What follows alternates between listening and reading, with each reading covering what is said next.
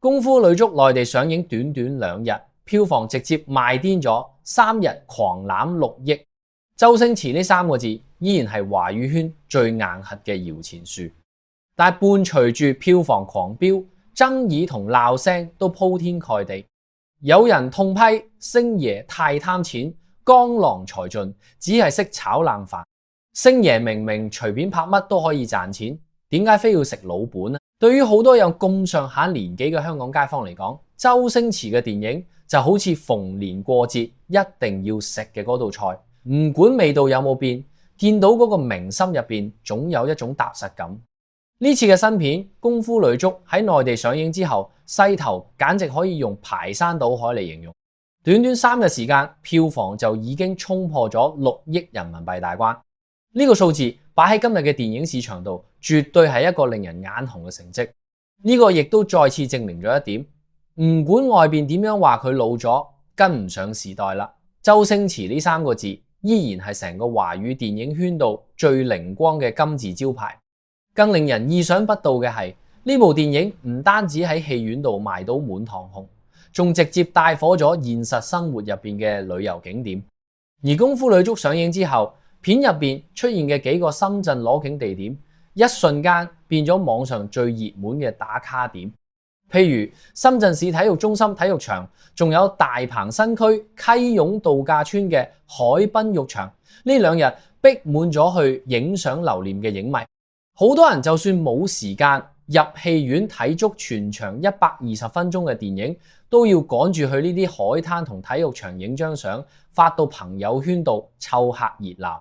呢種可以將一部電影嘅影響力直接延伸到現實生活，甚至帶動跨城旅遊現象嘅能力，放眼如今嘅電影圈，恐怕就只有周星馳先做得到。然而，正所謂樹大招風，票房上嘅巨大成功並冇掩蓋住鋪天蓋地嘅差評。如果我哋將票房比作面子，咁口碑就係裏子。呢一次功夫女足嘅里子可以話係飽受煎熬，市場評價出現咗極其嚴重嘅兩極分化。電影大賣嘅同時，網絡上嘅評分卻一路走低，成千上萬嘅網民睇完之後毫不留情咁狠批，甚至有人直言星爺嘅創作水平正喺度嚴重退步。大家批評得最多嘅就係呢部電影缺乏新意，好多老觀眾坐喺戲院度睇下就覺得唔對路。呢個唔就係20多年前嗰部少林足球嘅翻版咩？由招募隊員刻苦訓練到遭遇強敵，最後絕地反擊，成個故事嘅骨架幾乎冇太大嘅變動，只係將當年生滿臭汗嘅師兄弟換成咗而家綠茵場上嘅生力軍女仔。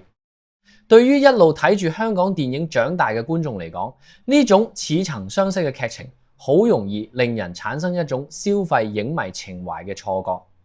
大家使錢買飛係想睇周星馳腦袋入邊仲可以蹦出啲乜嘢天馬行空嘅新鮮玩意，而唔係睇佢將過去成功嘅公式攞出嚟再套用一次。除咗劇情單薄，特效同選角更加係變咗重災區。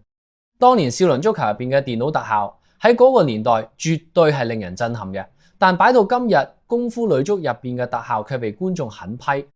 好多人覺得畫面度嘅電腦合成痕跡實在太明顯啦，質感仿佛仲停留喺20年前，甚至有人嘲笑話呢種粗糙嘅特效帶有一種時下廉價網絡短劇嘅味道，完全配唔上幾億元嘅大製作投資。更令觀眾感到可惜嘅係嗰種純粹嘅港產片味道，似乎已經蕩然無存。以前周星馳嘅電影度，無論主角、配角，哪怕係一個掃地嘅阿嬸，一個食麵嘅路人，都有住強烈嘅市井氣息同與眾不同嘅喜劇節奏。但呢次功夫女足選用咗迪麗熱巴、張藝興等喺內地極具人氣嘅當紅明星。雖然由商業角度嚟講，呢個係迎合龐大內地市場嘅聰明做法，保證咗票房嘅基本盤。但由表演質感上嚟講，呢啲光鮮亮麗嘅偶像明星好難徹底學似以前咁放低身段去融入嗰種粗糙草根嘅無厘頭喜劇氛圍。有評論一針見血咁指出，傳統嘅無厘頭風格擺喺呢啲演員身上顯得格格不入。表演流於表面同浮誇，原本應該令人捧腹大笑嘅橋段，最後卻變咗令人腳趾紮地嘅尷尬時刻。星爺嗰種能夠將小人物嘅悲喜刻畫到入木三分嘅魔力，喺呢啲光芒四溢嘅明星身上似乎失去咗作用。呢一次為咗宣傳呢部投資高達3億8千萬人民幣嘅電影，好耐冇公開露面，一早已經滿頭白髮嘅周星馳可以話係搏晒老命啊！佢冇選擇咧喺幕後數錢，而係親自帶住張小斐、迪麗熱巴等一眾生力軍主演，馬不停蹄咁喺內地各個城市巡迴借票。對於好多睇住佢電影變老嘅香港觀眾嚟講，望住嗰個曾經喺銀幕上不可一世嘅星仔，如今變咗一個和藹可親、處處彎腰致謝嘅老人家，心入邊難免會有一種講唔出嘅酸楚同感動。喺長沙嘅觀眾見面會上，周星馳完全放低咗大導演同喜劇宗師嘅架子，佢非常幽默咁同觀眾自嘲，話自己喺片場一點都不權威，甚至仲爆料話自己經常被呢啲生力軍演員反過嚟調教。佢笑住分享話，飾演隊長嘅張小斐好敢言，經常會喺片場直接糾正佢。導演唔係咁樣嘅，凡事要有一個度，唔可以太火爆。面對生力軍嘅挑戰，周星馳非但冇嬲，反而坦言自己喺呢啲後輩身上學到好多嘢。佢感慨咁話，有時唔可以將自己嘅諗法夾硬加諸喺人哋身上，由得人哋去發揮，佢自己往往有唔錯嘅效果。呢種心胸同氣度確實展現咗一個大師晚年嘅豁達。佢唔再係傳聞之中喺片場大發雷霆、固執己見嘅片場暴君，變咗一個願意聆聽、願意讓步嘅長者。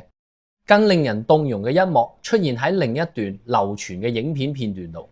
喺一次大合照或者主創登場前，周星馳特登退到一邊，堅持要每一位生力軍演員先走到台前亮相。佢希望外界嘅閃光燈可以更多咁照喺呢啲後輩身上，等佢先俾大家睇見。隨後佢攞起米高峰，由衷咁向台下鞠躬致謝。我仲係要感謝在現場所有嘅主創，假如冇佢哋，我真係什麼都做唔出嚟。然而，無論電影嘅票房再高，無論周星馳喺幕後做導演做得幾咁努力，對於大批睇住佢電影長大嘅觀眾嚟講，心入邊自始至終有一個解唔開嘅結。呢個結亦都係導致佢近年嚟導演作品口碑總係差強人意嘅一個重要原因。大家心入邊最真實嘅願望其實非常簡單，唔係睇佢指導人哋點樣搞笑，而係想睇佢自己企喺鏡頭前再演一次戲。呢種渴望咧，喺吳萬達先生過身之後變得更加濃烈同急切。嗰啲年，周星馳同吳萬達嘅黃金拍檔，陪伴咗幾多香港人度過漫長歲月啦。由賭聖到逃學威龍，由喜劇之王到少林足球，佢哋一唱一和，將市井小民嘅心酸同快樂演活咗。隨住達叔嘅離去，大家心入邊嗰個關於香港喜劇最輝煌時代嘅拼圖，永遠都缺咗好大一塊。當喺功夫女足嘅片尾見到致敬達叔嘅彩蛋時咧，好多平時不苟言笑嘅觀眾都在黑暗嘅戲院度悄悄抹起眼淚。大家喊嘅唔單止係達叔，更加係嗰個翻唔到轉頭嘅青春，以及咧攞啲喺錄影帶同茶餐廳度歡笑嘅歲月。對於廣大觀眾嚟講，入戲院睇周星馳嘅電影，潛意識度係喺度揾緊嗰個曾經嘅星仔。大家幾咁期待，哪怕只係客串3分鐘，哪怕只係喺電影結尾出嚟掃下地食碗麵，只要佢能親自出現喺大銀幕上，對住鏡頭露出一副標誌性略帶羞澀又帶點不屑嘅笑容，就已經好夠。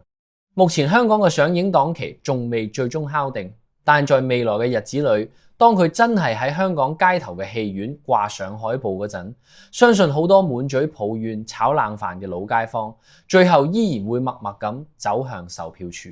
因為對於呢代人嚟講，周星馳一早已經唔係一個導演或者演員嘅名咁簡單，佢係我哋共同有過嘅一段滾燙歲月。只要佢仲喺度拍，只要嗰份初心仲喺度，我哋就願意一直陪佢睇落去。